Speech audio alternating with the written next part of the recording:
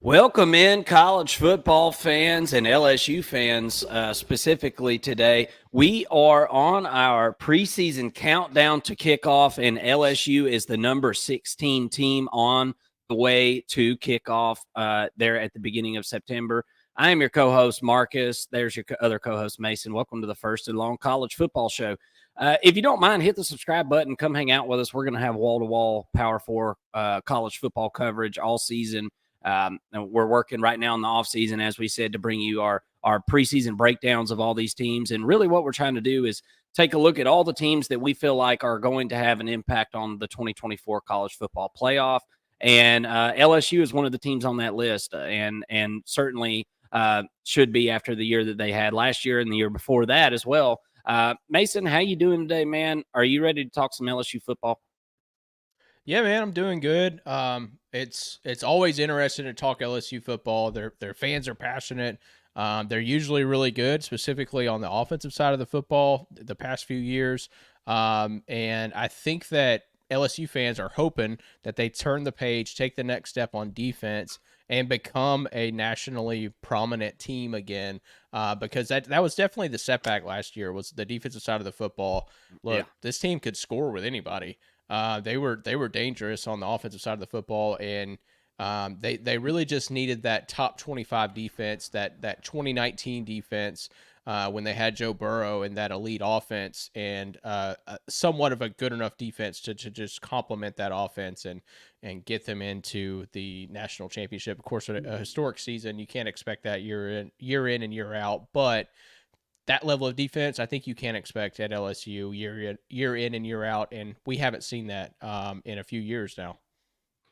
Yeah, Mason, the defense definitely went through some woes. There's no doubt about that. We're going to get over to the defense in a minute, but as we usually do on these things, let's start on the offense. And last year was an unbelievable season, and Mason tends to happen whenever you have an unbelievable season like LSU did last year on offense.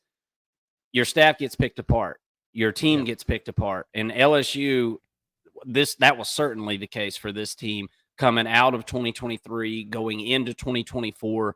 Um, you lose your offensive coordinator, Mike Denbrock, who obviously, I mean, whenever you're pretty much number one in every category, you know, you're going to get all the praises. But he obviously did a really, really good job with his offense last year.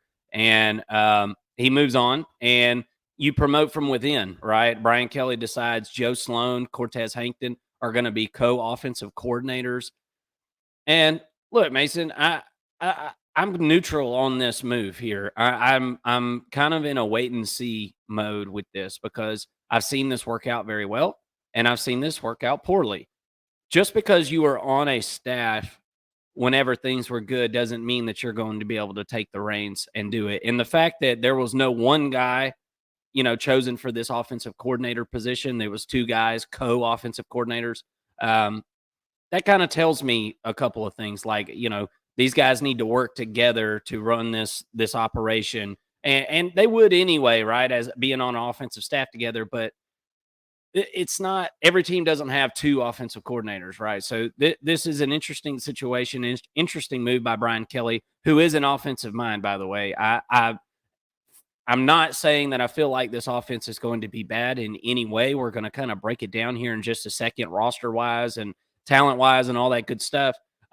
This is going to be a good offense because they've got the players. I'm just curious if they can somewhat keep pace with what they did last year. I think it's unrealistic to think that they come in and just absolutely dominate on the offensive side of the ball in every game, pretty much like they did last year.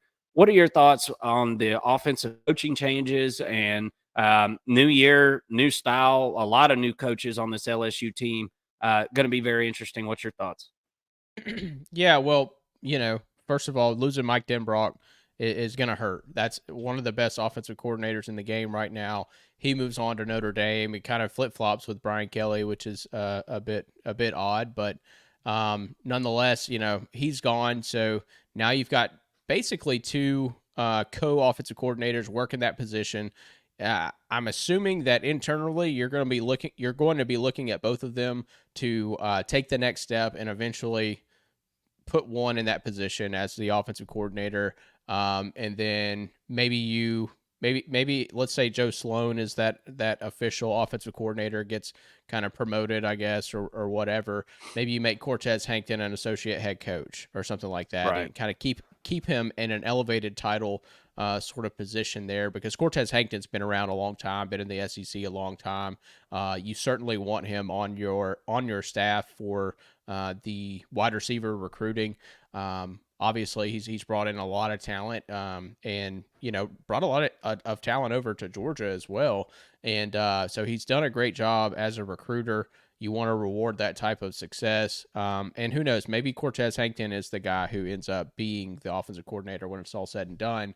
But it certainly kind of feels like Joe Sloan is sort of ahead of him for some reason. But interesting position change there, in a sense that you put two into that role. It's such a premier position as a coach, a personnel position, I guess. And it's odd because this isn't like Brian Kelly's offense. We don't know Brian Kelly has some great offensive mind where it's technically his offense and whoever's in this offensive coordinator position doesn't really matter. That's not the case. So I don't know. I do think it's an interesting experiment. We've seen it work on the defensive side of the football. It's a bit odd, I think, on the offensive side, but they're going to have plenty of weapons. I think you can mask bad play call with really good offensive personnel, and they've got a really good offense once again. I mean, they lose a ton. The guy on your screen here, Jayden Daniels, obviously Heisman winner, quarterback, and had an outstanding year. One of the best passing and rushing the football type of seasons that we've seen from a quarterback in college football. You've got a lot to replace just in that man alone. And a lot of I think something that a lot of people aren't really talking about is the rushing yards that this guy got on the ground that you've got to now replace with a running back room that's losing a lot. So I know we'll get to that down the road, but just a lot of loss here from the 2023 season, and Jayden Daniels here was the bulk of that. I think you nailed it right there. Jayden Daniels had an amazing year last year at LSU. Obviously, you won the Heisman Trophy. Going down in the history books as one of the best to ever do it at LSU in a just a 1 year thing there. Unbelievable, but and he absolutely deserves all the accolades. This team does have to replace a lot of rushing yards, Mason, and I think that is one of the biggest. And that's what I was saying at the top of the video. It's a lot of new faces and a totally different style. Nussmeier, the quarterback who we're about to get into here in just a second, is not a runaround quarterback. And so I'm really interested to see this offensive line, which we're going to break down here in a second as well. I feel like not necessarily that they were bailed out last year, Mason, but there were obviously times where Daniels was able to get out of the pocket and really help this offensive line out. And so I'm really interested to see how this offensive line kind of reverts back to a pocket passer back there. There's a lot of moving parts here, even considering you've got a decent amount coming back with at least with a little bit of experience, right? Garrett Nussmeier does have some of that, and from everything that we've seen from him. SEC championship game comes to mind, Mason, against Georgia a few years ago there. Played out of his mind in the second half. Now, you'll hear a lot of Georgia fans. I'm a Georgia fan. You'll hear a lot of our fellow Dogs fans saying, well, it was the second half. Georgia was up big at the first half, went into prevent defense. Listen, I watched the game, okay? Georgia was playing man defense just like they always do, right? Georgia doesn't typically go into some kind of zone shell or anything like that. That doesn't happen. That's not how Georgia plays football. So that's just not the truth. This guy has got some serious arm talent, and he loves to stretch the field vertically. It's going to depend on the guys that step into that wide receiver room. They lose a lot there. But as far as the quarterbacks go, Mason, I feel like LSU's in pretty good hands, even though it is going to be a change in style at quarterback this year. What do you think?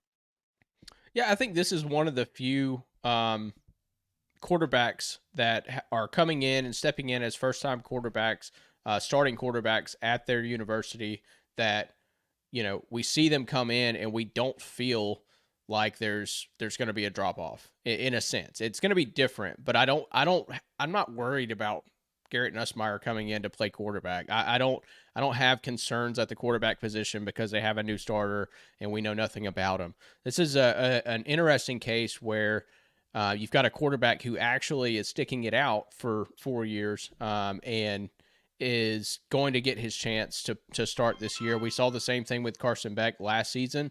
What did he do? He threw for almost 4,000 yards and, had one of the best statistical seasons in school history at the quarterback position. So I feel very comfortable with Garrett Nussmeier in this position. We've seen the arm talent. We know that he prepares like a pro. So I feel really comfortable with Garrett Nussmeier. And then you've got who I think is a pretty talented backup in AJ Swan, somebody who certainly has SEC experience coming over from Vanderbilt and probably never really got to stretch that arm out in the Vanderbilt system.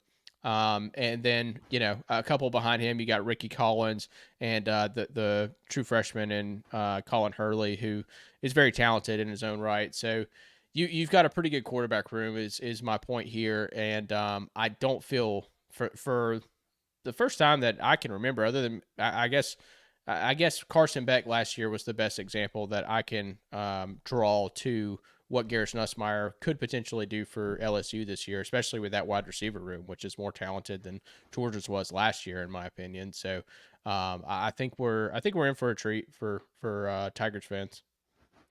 Let's talk about the running back room because, as we said, that's going to be super important. And these are the guys that are going to have to get it done, Mason. Josh Williams, Caleb Jackson, and Caden Durham, who is a freshman. So, you got a couple other pieces. I'm not saying these are the only 3 running backs on the team, but these are the guys, for all intents and purposes, who are going to have to get it done. But I think, lucky enough for LSU fans, I really like Josh Williams and Caleb Jackson. From everything that I've seen, I just don't really see the downside with these 2 guys. I know you lose a lot. Emory moving on. You lost a couple other guys there, but I don't know, Mason. I don't think you're going to lose anything from the running back room. I think you're only going to gain this year in that running back room. And as I said, it will be a little bit different looking offense. But I think LSU is going to be able to get behind this big old offensive line that's got a lot of starters coming back, by the way, and they're going to be able to run the football. And I think that is really going to help Nussmeier be able to, look, anytime you can go play action, balance it out, the run game helps the passing game. The passing game helps the run game. They go hand in hand, and I think this team, all in all, should be able to be more complementary, and that includes on offense this year. I think this running back room, the sky's the limit. I mean, Josh Williams, Caleb Jackson, these are not guys. I mean, you can look back in their history. They don't have tons of yards. These are not guys that, just have tons and tons of experience or anything. But from everything I've seen, what they look like in the spring game, they look really good. Now, this defensive line we're going to talk about here in a few minutes, something that we got to address, Mason. It's kind of the tiger in the room, I guess you'll say. But I like this room. What do you think about the running backs? Yeah, I agree. I think this, behind the offensive line, behind the quarterback room, I think this is probably the 3rd best unit on the offense. But mostly, I mean, this could be the best unit on the offense, by the way, because I do think that there's some really top end talent in this unit. But it's just unproven. Last year, you saw Josh Williams get some carries, but behind Logan Diggs and behind Jayden Daniels, because Daniels had over 1,000 yards himself. So you're battling 2 guys right there for a ton of yards. And I think that Josh Williams is going to do much better kind of carrying the load as the veteran back in this system. And then, moving down to the true sophomore, Caleb Jackson. Look, I really like what I saw this guy. I like what he put on film last year for us to watch. A real thumper and somebody who can, tote the rock with some authority, but also has just enough wiggle and enough speed that to make him a threat for those 20 and 30-yard gashes every once in a while. Was looking at his numbers, and he had 31 carries last year, had 11 missed tackles out of those 31 carries, so almost Wow. almost a 33% miss rate right there, which is pretty good. And so, look to see that number go up. Look to see that number to be more like 80 carries this year, something like that. And I think that you will see a very productive back in the true sophomore. And then moving on to Caden Durham. Look, we don't know much about this guy other than the fact that he was the number 8 running back in the country last year.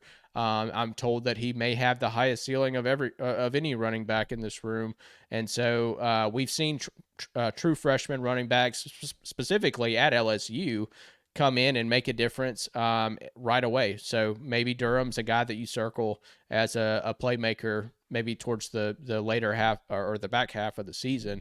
But certainly he's playing as a true freshman in a position where he can get on the field early and be a difference maker in this offense.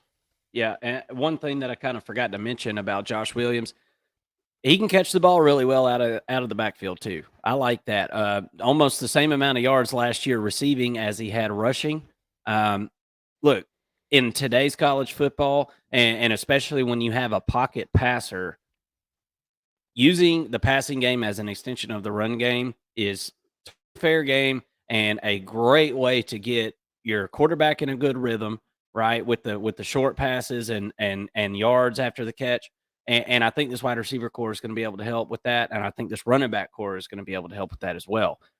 So I think those are things that are going to have to be better utilized this year. And I think that the team has got the capability to do it as well. Let's talk about some of these pass catchers here. Pictured on your screen, you've got number 2 there, Kyron Lacey. He was like kind of the third guy last year, right, Mason? And behind a couple of outstanding wide receivers last year. I mean, probably the best pass catching duo in the league, right? Malik Neighbors and Brian Thomas Jr. They're off to the NFL. So Kyron Lacey moves into the feature spot. He has size, athleticism, upside, but can he be consistent week to week? Second in the SEC in yards per reception in 2023 at 18.6. I think we're going to see a breakout season for this guy. 30 receptions, 558 yards, 7 touchdowns in 2023. And, you're going to be inconsistent when you have 2 NFL wide receivers in front of you. I mean, they're going to have days, right? Malik Neighbors just had days where it was like, you'd be stupid not to throw him the ball. You've got to feed him. And he moved on to the NFL, and now it's Kyron Lacey's turn. Another guy that I really like, and I that's why I made this slide say pass catchers instead of just wide receivers, Mason. I think Mason Taylor is going to have a really big year. Really like this guy.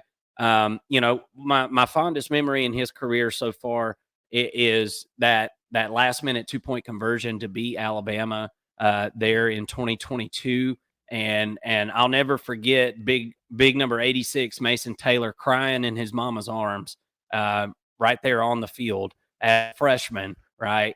And crying in his mama's arms because he was so dang happy that he could help his team win that game. And that was something that always just kind of stuck out to me. It seems like this guy's not only a really good football player, but it's easy to root for a guy that you feel is of standing character and seems like a really, really nice guy for all intensive purposes. And a guy that our buddy Daryl over at Between the Numbers show, you can find that on YouTube. He's an LSU guy. A guy that he talked very highly about was Chris Hilton, and he feels as though Chris Hilton is going to have a really, really big year. You can go back and watch conversations with us and Daryl earlier in the offseason and talking some LSU football, and it was a really good interview. You can go check that out. But this was a guy that he spoke glowingly about. I'm super interested to see how it translates into 2024 for all intents and purposes, Mason. This wide receiver / pass catcher core looking pretty good again. I'm not sure about like depth necessarily, but wide receiver typically tends to be a position where you can avoid some attrition for the most part. I mean, there's always freak injuries, but it's not exactly a running back who's getting rammed into a line, every single play. So as long as they can keep these guys healthy, I think they're going to be in really damn good shape at the wide receiver position. Yeah, absolutely. You know, I think you've got six guys, right? And at wide receiver, that's probably enough if you've got six that you can truly count on. But to me, it's the guys you mentioned, in Chris Hilton, and Kyron Lacey, and then also Aaron Anderson comes back. He's a redshirt sophomore, transfer, and this will be his second year with LSU, but he didn't really have a ton of production last year. But that's just going to be the case with LSU. We're going to see a lot of fresh faces on this offense, particularly at the wide receiver room. Chris Hilton's a fourth-year guy, and we just haven't seen him much because there was so much talent in front of him. But an uber-talented receiver in Chris Hilton. And then, of course, Kyron Lacey. Fully believe that he's going to end up with 50 catches or more this year, and it could easily be 1,000-yard plus receiver. Maybe have 15 touchdowns or something like that. I mean, I think that he has the potential to just take the top off of every defense. The transfer coming over from Liberty, C.J. Daniels, I think he's going to have some growing pains. Coming up from Liberty to play in SEC football is going to be a little bit of a struggle, but guy who had over 1,000 yards and 10 touchdowns last season. I don't care where you're playing. It's not like, Liberty's conference isn't, all that tough. It's still big boy football. So I feel confident that he's going to step in and at least produce in this offense. And then Xavier Thomas comes over from Mississippi State last year. And here's a guy who's kind of the opposite. Didn't have all the numbers, but it's got all the SEC experience, great length, great size, and actually put up pretty decent numbers, over 500 yards receiving last year for Mississippi State in an offense that was just absolutely terrible. They were as bad on offense as LSU was on defense last year, and LSU fans know that's saying a lot. So I think he did have some pretty good games at least, and is probably somebody you're going to rely on this year as a playmaker. Going back to Mason Taylor before I get to my dark horse receiver, I do think that he's going to be an absolute weapon this year for Nussmeier. I think that I'm calling it now that this is going to be your go-to guy on third down, which I guess it's not really like a hot take. It's a tight end, for Christ's sake, but he completed, or 77% of the balls that were passed to him were completed last season. That's exactly what you want when you're targeting a tight end, for those balls to get caught. He's going to be very reliable and somebody that Nussmeier's really going to be able to lean on pretty heavily in the passing attack. And then going back to that receiver I was talking about, my dark horse is Kyler Parker, redshirt freshman, top end speed. He's a track guy, and somebody who just didn't get any playing time last year, again in a deep wide receiver room. I think that he could end up seating Aaron Anderson in this little depth chart here for the wide receiver room, and somebody that I think LSU fans will be excited to watch play. And also, Xavier Thomas is another guy who can do some good things in the punt return and kick return game as well. So look to see him on special teams making a difference. Yeah, and to put a cherry on the whole Mason Taylor thing, he had one touchdown last year, and that was a really surprising stat for me. But then I get to thinking about it, and it's kind of like we talked about earlier. You got to feed the hot hand on offense. If you're an offensive coordinator, you got to feed the hot hand. You just have to. Mason Taylor's going to he might have 10 touchdowns this year, Mason. That might be a stretch. Maybe 7 or 8 is probably more realistic, but I'm telling you, sky's the limit for this guy. I really, really do like him, and he's going to be more of a featured pass catcher, I think, in this offense this year. I really do believe that. Let's talk about this offensive line, Mason, because it, for all intensive purposes, should be one of the top lines in the country. I mean, you bring back a ton of starting experience. Emory Jones, Will Campbell at your left and right tackles there, respectively. Garrett Dellinger, Miles Frazier, you bring those guys back at guard. You're going to slide in DJ Chester. And that's another question on this starting 5, right? I mean, that's really the only question, is how quickly can he get acclimated to this offense? Now, some would say, we talked earlier about the wide receivers, and I feel like that's a position where you have a little more luck keeping guys healthy. You have an ankle here or there. Maybe your freak knee injury or something. That's not the case with offensive line, guys. You're going to have guys go down. It's going to happen. No starting five makes it through the whole season and plays every single game. That's almost unheard of. So I do have a little bit of concerns with some guys that are going to have to probably step up, into those two holes, including 4-star guard Cohen Eccles and 4-star tackle Weston Davis. Those are a couple of guys that, they're highly sought after, highly recruited guys, but that doesn't mean anything coming into an offensive line and playing meaningful snaps on an SEC team like LSU. Very few freshmen come into the SEC and produce anything on the offensive line. So will be interesting to see how their springs have went. And, I'm not sure about those two guys, if they were early enrollees or not. I know some of the kids these days, about half of them enroll early. So hopefully those guys got some spring practice, Mason, because they might need them. What do you think about this offensive line? Yeah, I mean, could be the best in the SEC. Also, I think it's important to point out, because I know LSU fans are going to get us on this, but it looks like on our slide we've got Emory Jones at left tackle and Will Campbell at right tackle, and those would need to be flipped, but that's not a big deal. We know that both. Hey, if he wanted to put Emory Jones at right tackle, we know he'd do all right. I think maybe on NCAA 25, we'll try that here. You in can a couple try days. that. Yeah. We'll start that up tomorrow. But yeah. So either way, these are two first-round talents, right?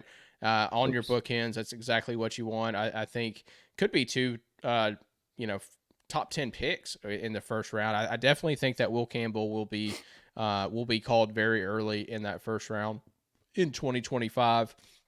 Emory Jones is a guy, though, who we saw take a huge step last year from what he was the year prior to what he was in 2023. I think he made a massive step. I need to see another little bit of a step there. He did allow 2 sacks last year, which 2 sacks, not a big number, but for a first round, draft pick, I think it is kind of a big number. If you're talking about a top 10 draft pick, you want to see that number drop. And you kind of have to be perfect, right? Will Campbell was perfect last year, didn't give up a single sack, and that's why he's going to be a top 10 overall draft pick.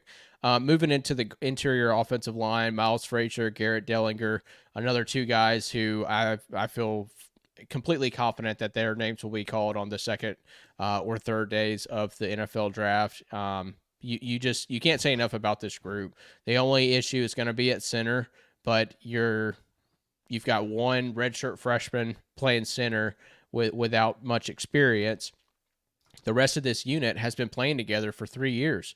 They pretty much know how this is all going to go. They're going to be able to help the youngster in the middle, and eventually he's going to get so much from this experience, so much experience from this season, and he's going to be the leader for this young group that's coming up that you've got on the rotation behind them, because there are a lot of sophomores and freshmen out of those 5 that are mentioned in that rotation. So Chester is going to be the one leading that group, and we're going to see.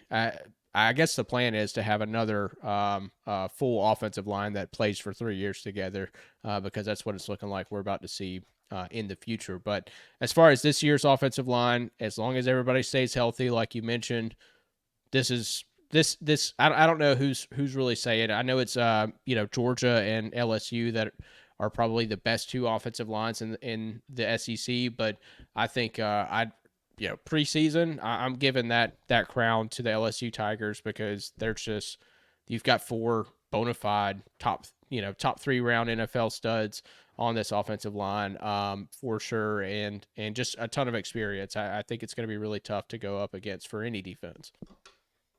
I agree with you for the most part there. I think Alabama is definitely in those discussions for one of the best lines in the country, in the SEC for sure. Here's the deal, though. I kind of put this caveat in there earlier. You don't have a quarterback that can just run around and make you look really, really good. And I'm not saying that that's exactly what happened. I exaggerate. I'm just saying this quarterback is going to sit back in the pocket. I'm interested to see how this offensive line makes that maneuver from, we got a quarterback that may take off and he had like 1,000 yards rushing last year, Mason. I mean, it was incredible what he did. You're not going to have that luxury this year. How does the offensive line hold up, to this new style? Can they traditionally run block? That's something that I really want to see. I'm not saying they can't, just saying if there is a question on this offensive line, it is, can they convert their style to, fit the scheme this year and fit the personnel on hand? There's your depth chart. More than welcome to pause that and take a look at that. We pretty much covered just about everybody on there. You got some of the second team guys that are, just coming onto the team. We don't know a ton about some highly recruited guys. We spoke about some of them. But for all intents and purposes, there's your offense. Mason, this is the part that I've been wanting to get to. I knew LSU's offense was going to be good. I knew it before we did this deep dive. I did learn some things. The offensive line's better than what I thought they were initially. It's always funny to do these breakdowns, and because you have thoughts, preconceived notions is what they are, of what this team is, and then you kind of look at the depth chart, and it's funny how sometimes it ends up being something totally different. I didn't know a lot about this defense, but Mason, I knew that it was really, really, really, really bad last year. And I know LSU fans know that. Don't turn off the video. I know you're tired of hearing about it, okay? But we got to rehash it here, okay? This is college football church we're in here. We gotta be honest and hit the confessional. I guess it's Catholic college football church. I don't know. Anyway, scoring defense 86, opponent third down percentage 117th. Whoa. Red zone defense 112. There wasn't really anything that they were particularly good at on defense last year. Okay. So you bring in a guy like Blake Baker. And for the record, I'm going to say it right now. I really like Blake Baker. The more I listen to this guy talk, it seems like he checks all the boxes. And I think eventually probably going to be a guy, if he's successful at LSU, I think he's probably going to be a guy who eventually will be a head coach, right?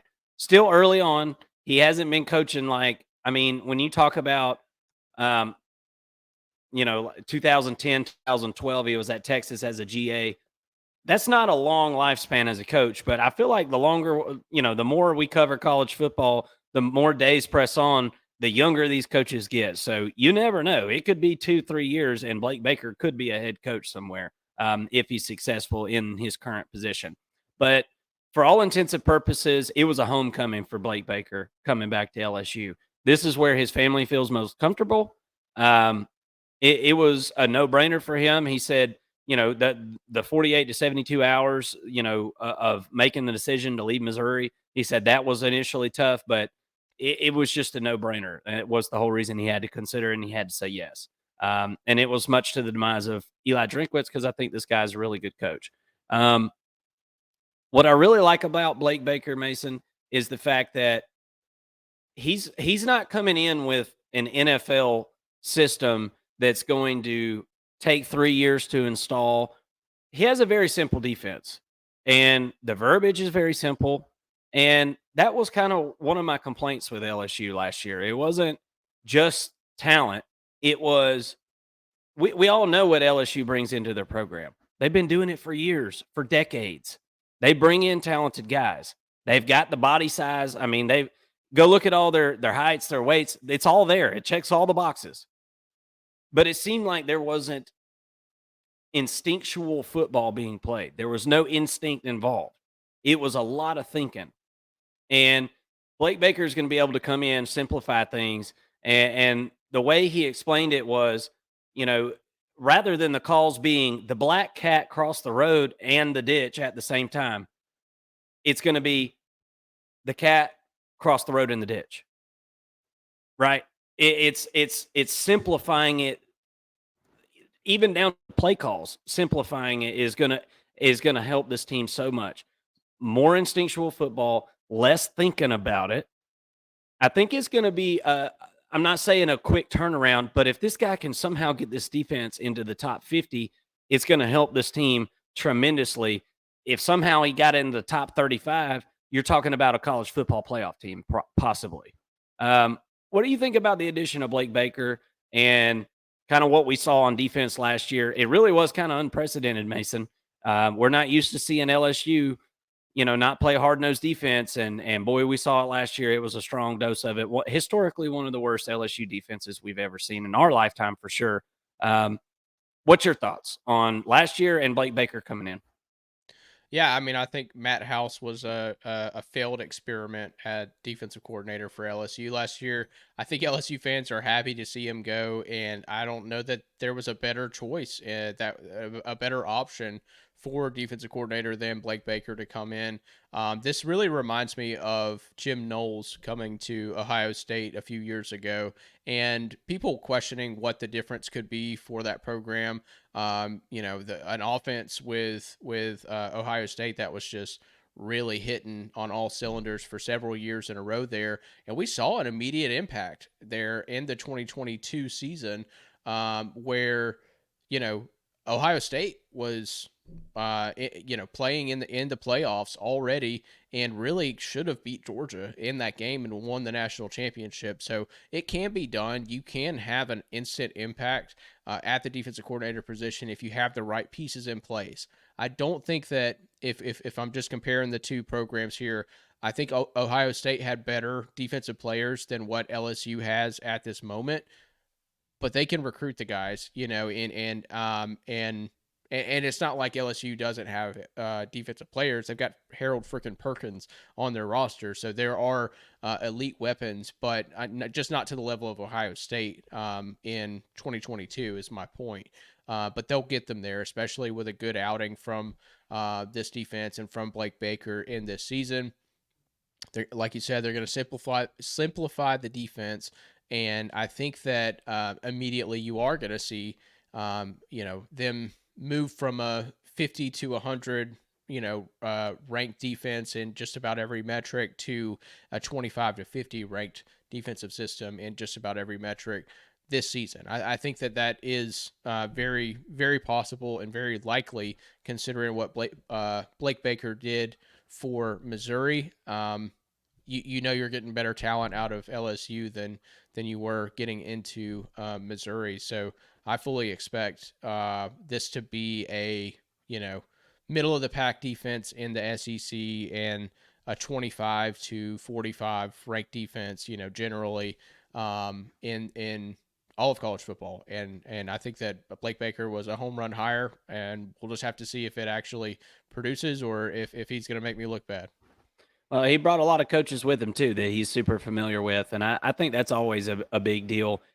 Whenever you bring in a defensive coordinator, he's got to have his entourage, right? Because they all, as simple as some of that lingo may be, some of that verbiage that they use on defense, bringing in the coaches that already understand all that stuff just kind of gives you a big head start in college football world today, where you only have so many practices with these guys, right?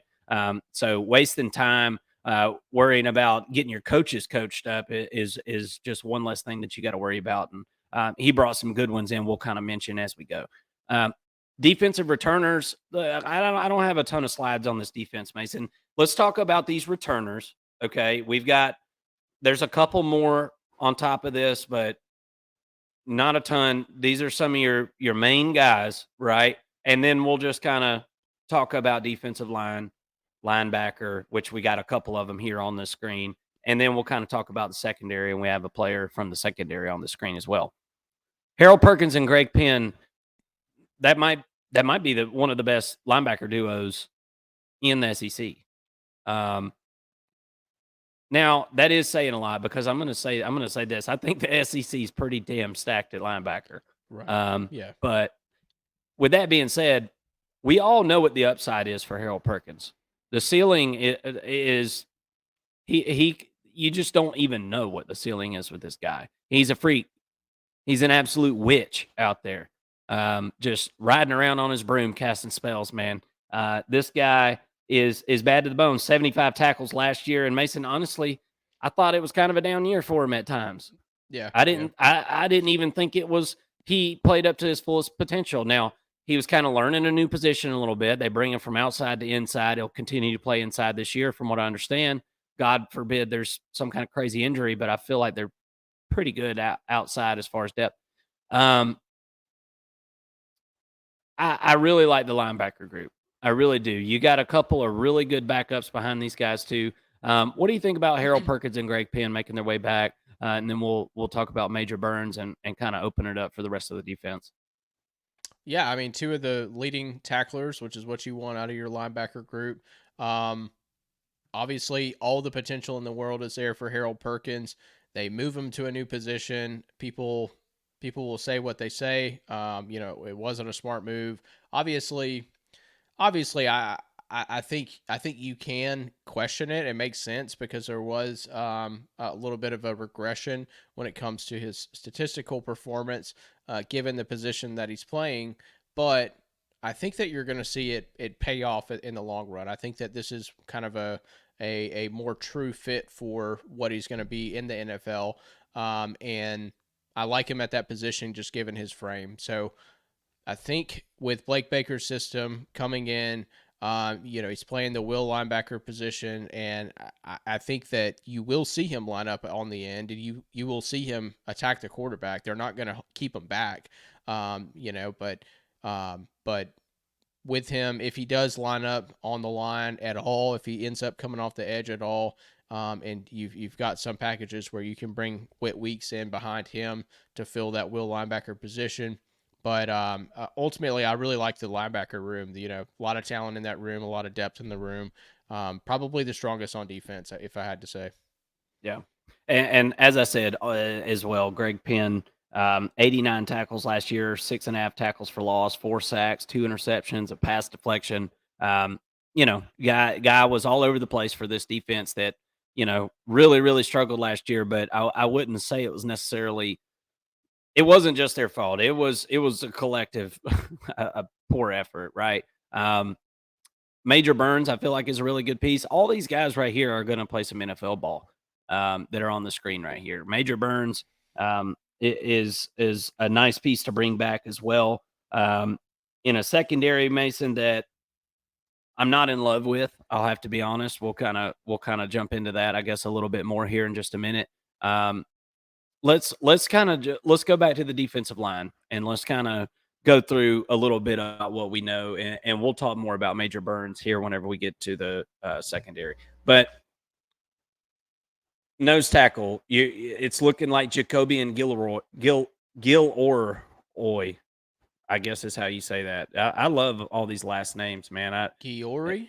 Yeah. Well, we haven't heard his name said on TV a ton. Let's just say that. Okay. He's unproven. Yep. Not a ton of stats. He's got the size, 6'2", 320 pounds. He's a senior, right? All things would point to hopefully this is going to be his best season ever. But I mean, to go from where he's been to what they need out of that nose tackle position, I just can't conceive it, Mason, in my head. I'm just not seeing it. You got Jalen Lee, who was a transfer from Florida in, before last year. So he played last year, didn't get a ton of stats, which is reminiscent with the rest of his career. I mean, I'm not saying he's a horrible player. Also got the size, 6'3", 307. He's a senior, right? But completely unproven. No, I don't think he's had double-digit tackles or think he's had a half a sack his whole career. I mean, and I'm not saying defensive tackle is a guy that's going to have tons of stats, right? I mean, we've seen some of the best defensive tackles come through Georgia in the last decade, and they didn't have a ton of stats. It's not a stat padding position necessarily. But if those are your projected starters, then I am concerned about what the overall effect that is going to have, that situation is going to have on Harold Perkins and Greg Penn in that linebacker core. And that situation reared its ugly head in the spring game. I mean, I watched a running back run through a nice hole, good credit to the offensive line, no doubt. Created a hole you could drive a tire through, right? But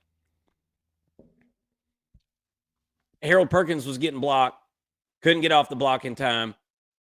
Long touchdown run. And I'm hoping that's not going to be something that we're going to see a lot, Mason. But the defensive line has got me scared on this defense. If somebody doesn't step up, it's going to be big trouble for a secondary. Like I said, we're going to get to here in a minute that I'm not in love with. They're going to have to hold on in coverage, and I don't like them to do that. And I feel like it's going to affect the linebacker play as well. Whenever you've got a couple of studs there, I could see Harold Perkins having another sub what we think Harold Perkins can be level season because of that defensive line. What's your thoughts on the D line? I didn't even mention the edges, the defensive end. I feel pretty good at that spot. You can talk about those guys, Savion Jones, there at the defensive end, and you got some edge linebacker guys there, coached by Kevin Peoples. You can talk about those guys, but the interior of this defensive line's got me scared, dude. Yeah, I agree. That's definitely the weakest unit on the entire team is the interior of the defensive line. I'm kind of wondering if a couple of these transfers will step up and be playmakers. You got Gio Paez coming in at 6'3", 311 pounds. He comes over from Wisconsin. It's a pretty good defense last year. I don't know much about Paez, admittedly. I did see that he had, I think, 6 starts last year, and he's Okay. like a 6th-year senior. So I guess he's got some experience, at least. Not going to be a game wrecker. No. But you do bring in a true freshman in Dominic McKinley, a 5-star true freshman that comes in and could be a playmaker, I think, for this team. It's tough to come into the interior defensive line and just take over. You can cite many defensive tackles who were 5-stars coming in. LT Overton, Walter Nolan over at Texas A&M. Jalen Carter, who was kind of buried on a depth chart. Had he gotten more snaps, he probably would have really been more of a game wrecker at freshman. But nonetheless, it's a tough position to come in and play as a true freshman. Anytime you're on the offensive or defensive line, that's just a position that you've got to have that offseason to build the size up in. But another transfer coming in is Sean Washington, former UGA player, ended up going the community college route, and then now is finally found himself back home in the state of Louisiana, and is a pretty good recruit overall. Played for a good team in Mississippi last year in community college, and could provide at least some depth in this defensive line room. And but yeah, like you said, on the edges, I think that they're pretty good. Savion Jones is a guy who's been there for a while. Paris Shand is a guy who's been there for a while. Deshaun Womack is a true sophomore that's got some high upside. He's gonna get his snaps in the rotation. And then Brady Swinson is the one that I'm probably most excited about. Transferred from Oregon last year. He's going to be leaned on more heavily this year. He did have 5 pass breakups, which is interesting for a defensive lineman. Somebody who's using his hands really well up front, and batting some balls down. So I think that he's going to be a guy who's playing himself onto an NFL roster this year, and he should be stepping up and making a little bit more plays and creating some more havoc this season. Yeah, and interesting note as well, I saw that Savion Jones had 7 pass deflections last year. Wow. So these edge guys are really good at getting their hands up and batting some balls down. I do wonder too if that isn't some effect of having such a high flying offense last year and other teams knowing that the secondary was a bit of a weakness and dropping back and passing a lot. Right? If you got a ton more chances, you're going to get more pass deflections. I'm not trying to take anything away from those guys, but I'd be curious to know, how that, increase those numbers. Let's go over to linebacker. We already talked about Harold Perkins and Greg Penn, so we'll stick a pin in that, pun intended. I was listening to an interview with Blake Baker, and I cannot remember what show it was on, but it was the LSU guy, the white crazy guy that's always on with Aaron Murray. Yeah. T-Bob Herbert. Yeah. And I like him. I think he's pretty funny. If you're an LSU fan, you obviously know who Mason just named there. Anyway, he did an on-phone interview with Blake Baker the other day, just a few days ago. And he said, I think he said that the player to watch on this defense is West Weeks. Now, I listened to that early on in this breakdown, and then I go look at the roster. I see West Weeks and I see Witt Weeks. So I'm assuming they're brothers, Mason. Is that right? I I saw the same thing, and shame on me for not looking into it more. I did not look into it, but I was told I know they Whitworth. are two separate people. That's not So a yeah. mess up on the roster. They got to be No, brothers, no. right? I would think so. Both W names, Both same last name. linebackers. Yeah, They're almost yeah. exactly the same size. I saw so West Weeks is the senior, number 33, and number 40 is Witt Weeks. He's the sophomore. I think Witt has got more of upside. Last year he had 50 tackles in 2023. I mean, that's a young guy making a lot of tackles, right? Yeah. But they both got the size. Witt, the younger one, I think is about an inch taller, a few pounds lighter, but they're both around 6'2", 6'3", 225.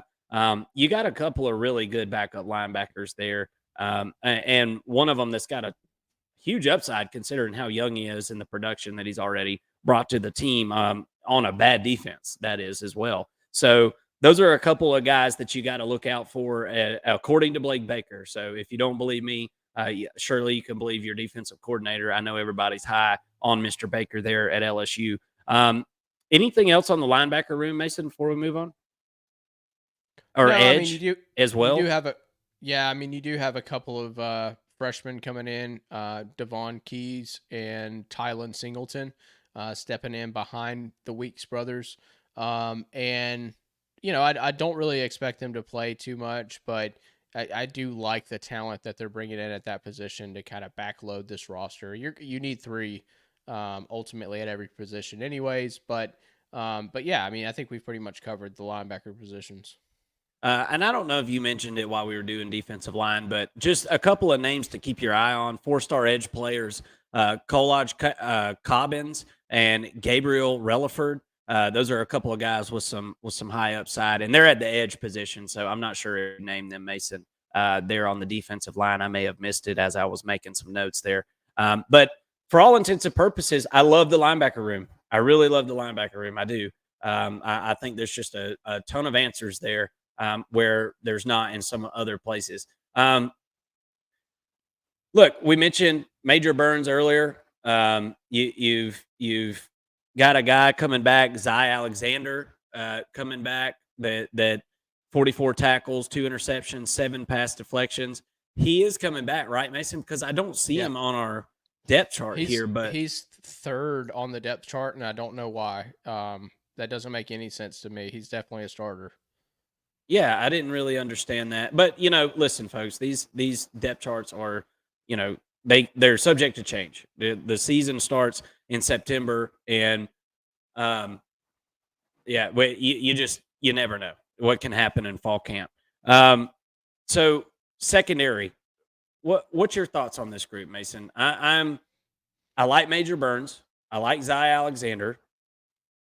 What about these other guys, Mason? What are your thoughts? This was a horrible group last year. So it's got to be better. It's got to be better than what we had last year, right? I think so. I really like the transfers that they bring in: Jair Brown, Jordan Gilbert, and then Austin Osbury, which I don't expect to see a ton from him, but he's an Auburn transfer that comes over. I think that eventually he will see the field. And then the freshman class coming in: Deshaun Spears and PJ Woodland. PJ Woodland especially could see some playing time right away. You see him listed as the starter on this defense at cornerback. I don't think he's going to be your starter day one. I think that J.K. Johnson has kind of earned that role at this point, but you never know. There's obviously a battle going on there. There's a battle going on at left cornerback. You've got Ashton Stamps, the true sophomore, listed as your starter there, but you just mentioned Zy Alexander, who for whatever reason was slighted in this depth chart. I think that he's going to be your left cornerback. I really think that Blake Baker is going to come in and Probably value the veteran leadership and then eventually work these freshmen and sophomores in. But I really like what I saw out of Ashton Stamps last year. Played 11 games as a true freshman. He's definitely going to be in the competition at cornerback. And then Sage Ryan, 42 tackles, 4.5 tackles for a loss, 5 pass breakups, and he's a fourth-year guy coming in, and he adds to that experience and that leadership. Jordan Gilbert is a Texas A&M transfer. Started his first 2 games last year and then went down with a shoulder injury. So an SEC starter at another position, or at another school rather, playing the free safety position. And ultimately, look, I'm listing a lot of numbers, a lot of stats, but ultimately you've got a really you've really got 8 guys in this defensive back room that I just mentioned who can play.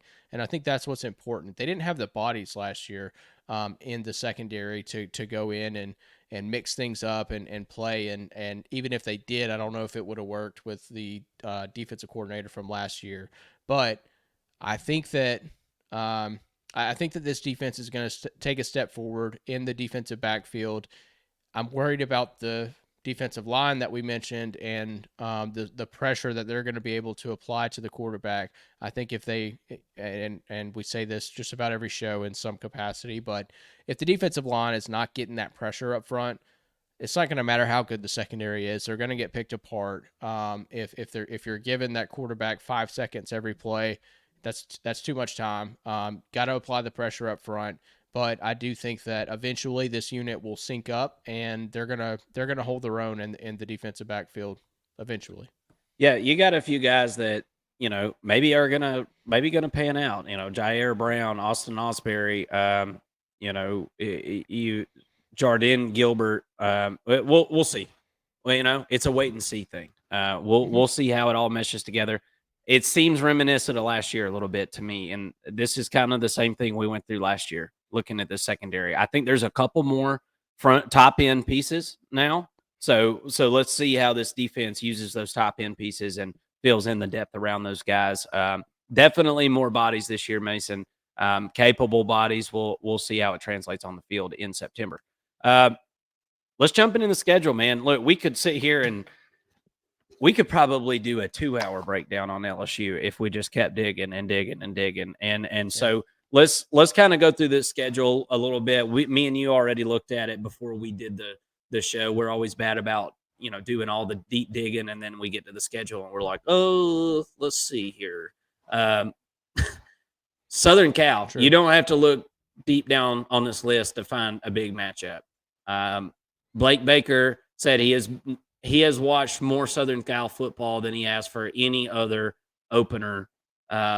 But my thing is, too, it's like, what is he watching? Because if he's watching from last year, all those guys are not even on Southern Cal's team anymore. So it's kind of hard to get a good look on anybody these days, it seems like. But that game's going to take place out in Las Vegas. And look, Mason, this LSU team has stumbled coming out of the blocks a couple years in a row in these big games, first of the year. Look, and it's not from lack of trying. They were great. They were good games. That Florida State game, the one that ended right there in the last second, that just started an unbelievable season for me in my memory. That was just a great kickoff game, and I think this one's going to be really good as well. I think LSU's got the upper hand in that game, though. I really do. You got Nicholls State coming to your place for the home opener September 7th. Go to South Carolina. That will be a raucous environment, Mason. And I'm not high on South Carolina by any means, but I think LSU should take care of business. But that will be a raucous environment. South Carolina fans can go 0 and 11, right? And they're going to pack that stadium out, and so. It will be a good environment there. You can pretty much count on that. And in this funny, Mason, LSU ends up playing both of the Southern Cal schools. UCLA you get at home. That's going to be a UCLA team that I think is going to be pretty down in the dumps after a lot of turnover, a lot of coaching change, not a lot of continuity going on in that program right now. Pretty tough times, I do believe. South Alabama lost a bunch of their coaches last year, lost a bunch of their players. I doubt they're going to be very good. Ole Miss is going to be very good. I think that's a loss. What do you think about those first 6 games? And then we'll kind of do this thing half and half. What do you think about that first half of the schedule there, Mason? I'm seeing 1-0, 2-0, 3-0, 4-0, 5-0, maybe 5-1. Yeah, I like that you get Ole Miss at home. That gives you a little bit of hope there. Probably going to be a night game in Baton Great game Rouge. last year. Great game last year. Definitely a game that is going to be high scoring. I'm taking the over, even if it's at 80 points. I think that's going to be a fun game to watch for everybody. Same can be said about USC in week 1. Defenses will be brand new. Both of them, it'll be their first game under the new defensive coordinators for both teams, and 2 high-flying offenses with experienced quarterbacks. There's a lot of parallels that you can draw between LSU and USC. I think that's a really exciting matchup, and it's just kind of serendipitous, I guess, for both of these teams to be coming together this season with new defensive coordinators, with the new quarterbacks coming in, but still have great wide receiver rooms. Just a lot of parallels that can be drawn. I do give the edge to LSU. I think that there are more pieces on defense to work with, so a slight edge there. But that's going to be a fun game. I do think it'll end up being a 1-score game by the end there. South Carolina, I think it's going to get overblown on their defense, and I don't think that offense can catch up. You don't want to get in a boat race with LSU, especially if you're South Carolina. True. Rest of the games are going to be wins. Ole Miss is going to be a fun game. It's a 50-50 game to me. I think that Ole Miss has a better roster, but sometimes it's a little bit more about the matchups, and I don't know that the secondary for Ole Miss really matches up well with the offensive weapons that LSU brings. Not many teams can, to be honest with you, but I think that's just going to be a high-scoring game, and it might be a overtime type of game. Who gets the ball last? That sort of deal there. And then you got to go play Arkansas on the road, and we talked about this before the show. That's going to be a tough matchup. It's sandwiched in between Ole Miss and Texas A&M. I know that LSU is a better team than Arkansas going into this season, but I do think Arkansas is going to be better this year with Bobby Petrino at offensive coordinator. You get that game on the road, no bye in between Ole Miss and Arkansas, and then you got to go play Texas A&M on the road as well the next week. So tough little matchup there. A tough little stretch, honestly, from Ole Miss to Arkansas. You get Ole Miss at home, Arkansas on the road, Texas A&M on the road. You do get a bye week, and then you play Alabama at home. 4 tough matchups there. I could see them losing all 4 of those games. I could see them going 2-2, which is probably most likely. But ultimately, that's kind of the meat of your schedule right there. And then you've got a rivalry game right after Alabama, which is a huge rivalry in Florida. And you got to go to the Swamp and play Florida, a Florida team that I think is going to be playing above expectations this year. But the expectations are to go 5-7. So I think, Florida's an interesting school, and we're not doing a breakdown on them, but Florida's an interesting school this year and team this year because I think that they could end up being 5-7 and have gotten better this year. It's like their schedule is just that hard. There are 5 almost for sure losses on that schedule. So you really can't count wins and losses for them, but they're going to be itching to get wins, and that's why I would circle that game right there as well as a potential loss for LSU. Vanderbilt at home, not going to be an issue. Oklahoma, you're lucky you get it at home. I think Oklahoma might be a better team this year. We'll see. But that game could go either way as well. I'm looking at the schedule here. I don't see any way that LSU, I mean, it's a favorable schedule in a sense that you don't get Texas or Georgia, but ultimately. It's the SEC, man, and this is going to be a tough schedule for a brand new defense. I think that 8 or 9 wins is most likely. I'm going to say, and I'm not sure what the over under is on this. I didn't see that ahead of time, but I'm going to say that I'm going to say LSU ends up with 9 wins. I feel pretty confident about this offense, and I think that the defense by the end of the year, once they get to the meat of the schedule, they will be better. So I don't think they're going to be able to beat Alabama. I think Alabama is going to be pretty good this year, but hey, crazier things have happened. That's definitely going to be a fun matchup. And then I think that you lose one of the 3 between Florida, Arkansas, and Texas A&M, and then probably one of either Ole Miss or Oklahoma. So I'm counting three losses there. Yeah, the Ole Miss game is at home. That's probably going to be a night game, and that's on the front end of a really, really tough go at the schedule there, right? That's a pretty tough run. Ole Miss, Arkansas, A&M, Alabama.